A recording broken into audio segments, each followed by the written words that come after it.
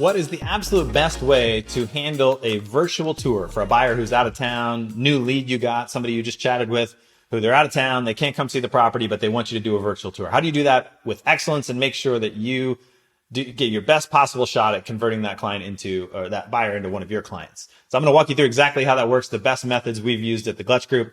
My name is John Glutch. I'm the team leader of the Glutch Group, and we've sold thousands of properties in San Diego and California, Phoenix, and got a market in Vegas now. We're growing like crazy. And a lot of it is because of these little strategies, little tips and techniques. So I hope this one helps you to kind of walk through this virtual buyer scenario. So let's say this is the scenario where it's a Zillow lead, and this is a property from some other state, or a buyer from some other state, and they want to see a property where you are, and it's going to be a virtual tour.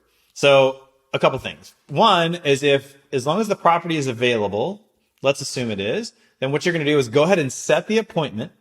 And what you're going to do is don't actually go to the property to show it at the appointed time. What you're going to want to do is go ahead of time. You don't need to explain all this to them. Just do it. So you set the appointment. Okay, Tuesday, 2 o'clock, we're going to do a virtual tour of the house.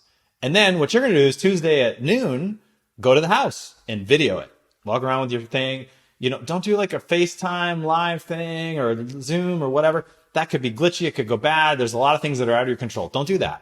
Go ahead of time, do the video, and then at 2 o'clock, so set a Zoom appointment. So say, hey, we're going to jump on Zoom and we're going to do the virtual tour.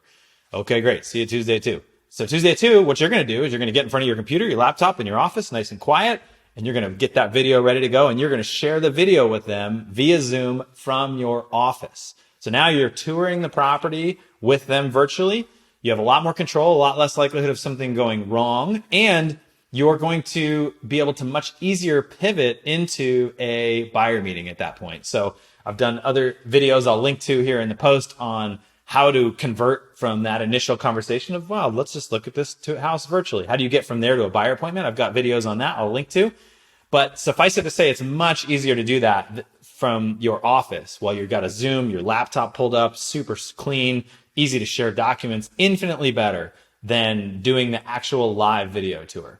So, and what you're going to do is don't do audio on the video. When you record the video, don't do any audio because that's hard to translate through Zoom. Just do the video. Play the video, and you're going to pause it at various times and explain what you were seeing because you were there. You understand what happened. Or what's even great about this is that let's say you have a showing agent or a showing partner, that person could go do the video for you, and you don't have to go to the house. Now you just have the video and you pull it up on Zoom. So fantastic, great use of your time in terms of leverage. Now, let's say the property is pending. Okay, no problem.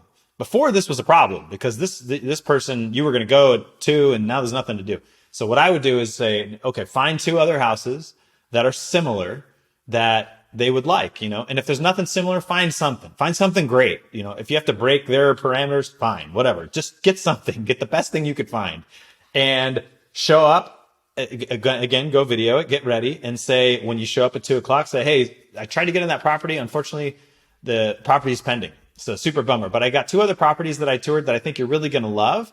So let's take a look at those real quick. And you can give me some feedback on these, and maybe we can get into these properties as well. Let's say they're like, great, yippee, let's take a look. Awesome. Okay, great. You do what I just explained. Show them the properties, transition to a buyer meeting. Let's say they're super bummed. They're like, dude, that sucks, bummer, whatever. I don't want to see these other properties. Say, okay, great, totally understand. How about this? Let's make sure you don't miss out on the next one. I've got a list of a couple hundred off-market properties that we have on our team.